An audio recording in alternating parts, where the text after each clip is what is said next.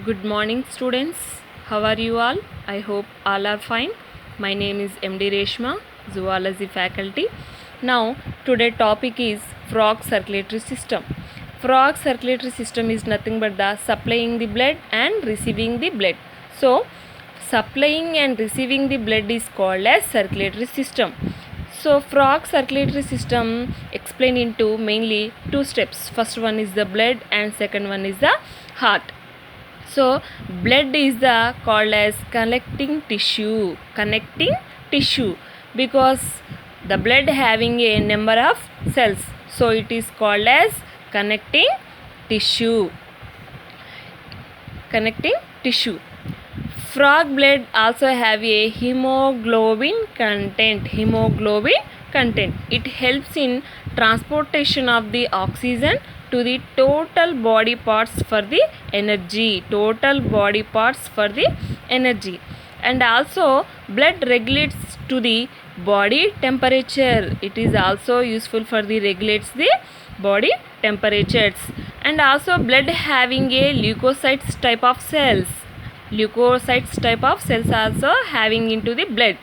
So these cells are also useful for the from different diseases by engulfing harmful bacteria and other harmful foreign bodies. So some harmful foreign bodies and some different bacterial diseases to protect the leukocytes. Next, blood also useful for the transports for the food materials and other substances. Like hormones and antitoxins. Next, second step is heart.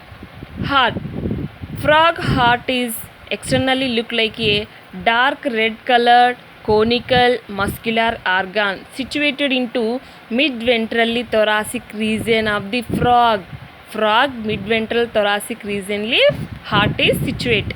So the heart enclosed into externally two membranes. Externally layer is called as outer pericardial layer. Internal layer is called as inner pericardial layer. So the pericardial fluid is found in between the two membranes. So the pericardial fluid protects for the heart from external injuries, shocks, keeps heart moist and provides the frictionless motion of the heart. So internally the heart is divided into three chambers, two auricles and one ventricle. So two auricles and one ventricles. One is the right auricle and second one is the left auricle, and finally posterior part is called as ventricle. So the auricles are thick-walled muscular structures. And also narrow posterior part of the ventricle is also thin-walled muscular structure. Two auricles separated for the groove. Is called as interauricular septum. Right auricle and left auricle separated by the groove is called as interauricular septum. And also two auricles and one ventricle also divided in between the septum is called as interauriculoventricular septum.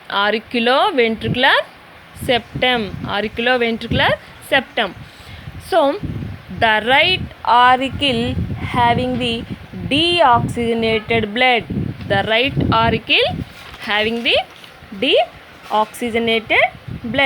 and also left auricle having a oxygenated blood. The right auricle collecting the deoxygenated blood to total body parts of the frog. The right auricle having the and collecting the deoxygenated blood through the total body parts of the frog. The left auricle collecting the oxygenated blood to the lungs. The left auricle collecting the oxygenated blood, it is also nothing but the purified blood collecting the lungs. Next, ventricles. Both atrial empty into the single ventricle. While this might appear to waste the opportunity to keep oxygenated and deoxygenated blood, it keeps the oxygenated and deoxygenated blood. Separate to the ventricle is divided into narrow chambered, that reduce the mixing of the two blood.